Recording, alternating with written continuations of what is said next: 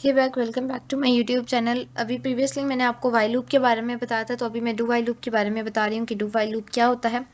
तो do while loop का जो मेथड है वो ये है कि आप लोग डू स्टेटमेंट लिखते हो, उसके बाद आप वाइल लिखते हो और यहाँ पे आप अपनी कंडीशन लिखते हो। लाइक मैं इस लाइन को, अपने वाइल लूप को मैं कमेंट कर रही हूँ, ठीक है, ताकि मुझे इशू ना हो। ठीक है, यहाँ से लेकर मैं यहाँ तक पूरा कमेंट कर रही हूँ। सही है, मल्टी लाइन कमेंट के थ्रू मैंने कमेंट कर लिया और यहाँ पे मैं वाइल के अंदर अब मैं सेम काम कर रही हूँ, 1 से लेकर 10 तक काउंटिंग प्रिंट कराने की कोशिश करूंगी। ठीक है, तो जिसके अंदर मैं सेम लिखूंगी I is less than equal to 10, क्योंकि मैं कंडीशन ही सेम लिख रही हूँ तो ऑब्वियसली मेरे पास आउटपुट सेम ही आएगी। यहाँ पे मुझे क्या होगा, डू के अंदर अब मुझे वो लाइन ऑफ कोड लिखना है जो मैं एग्जीक्यूट कराना चाह रही हूँ। ठीक है, वो लाइन ऑफ कोड क्या है कि मैं प्रिंट कराना चाह रही हूँ। ठीक है, तो मैं यहाँ पे लिख दूंगी प्रिंट, और जब प्रिंट कहते रहो तो ऑब्वियसली सेम इशू जो वाइल में था कि इनफाइनाइट लूप ना बन जाए, जिसकी वजह से मैं आई की वैल्यू साथ साथ इंक्रीमेंट करती जाऊंगी। तो ये काम हो जाएगा। यहाँ पर मुझे टर्मिनेटर लगाना था तो ये लग गया, डन हो गया। ठीक है, मैं इसको रन करके देखती हूँ, इसमें भी सेम काम होगा, 10 वैल्यूज ही प्रिंट होगी, क्योंकि मैंने आपको पहले बताया था कि लूप का काम बेसिक सेम है कि एक पीस ऑफ कोड को कंकरेंटली अगेन अगेन एग्जीक्यूट कराते रहना। ठीक है, तो ये उसको बार बार एग्जीक्यूट तो कराएगा, बट डिफरेंस क्या मैं बाद में बताती हूँ। पहले देख लेते हैं कि क्या आउटपुट सेम आती है या नहीं। तो यस, इसने 1 से लेकर 10 तक वैल्यूज प्रिंट की हैं। ठीक है, इसका मतलब है कि सही एग्जीक्यूट हुआ है। बट फर्क क्या है वाइल और डू वाइल में?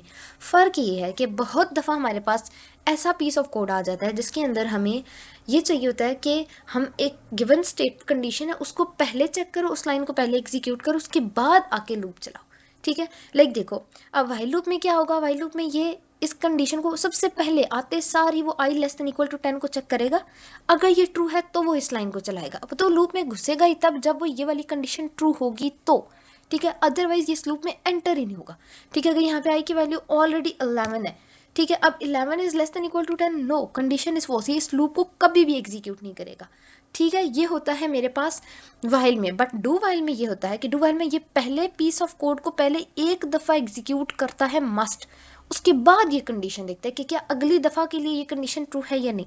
ठीक है, तो यहाँ पे सबसे पहले इस डू में आएगा, सबसे पहले वो इस वैल्यू को प्रिंट कराएगा। ठीक है, फिर उसकी वैल्यू को प्लस प्लस करेगा, उसके बाद कंडीशन देखेगा। ठीक है, तो ये काम होता है मेरे डू वाइल लूप के अंदर। ठीक है, ये देखो यहाँ पे इसने डू वाइल में मैंने इसको रन किया, आई की वैल्यू 10 थी, इसने हालांकि एक नीचे कंडीशन वही है कि क्या लेस देन इक्वल टू 10 है, इसको प्रिंट नहीं करना चाहिए था, लेकिन डू में क्या होता है, ये पहले एक दफ़ा प्रिंट करता ही करता है जो भी लाइन ऑफ कोड होता है मेरा। तो उसने इस वैल्यू को प्रिंट किया, आई की वैल्यू इसने 11 प्रिंट कर दी।